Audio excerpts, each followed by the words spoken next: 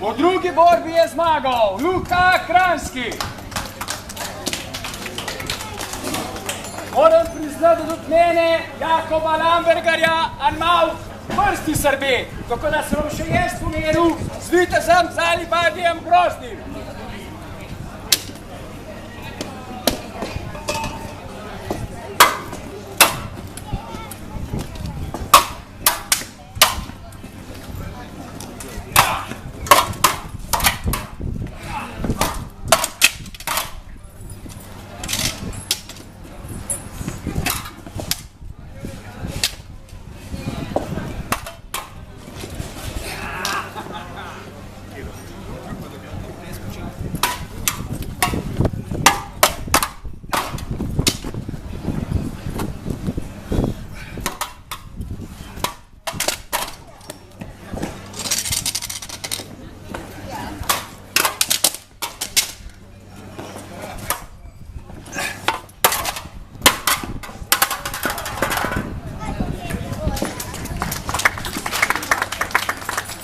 A zdaj še pozivam na boj Luka Kranjskega.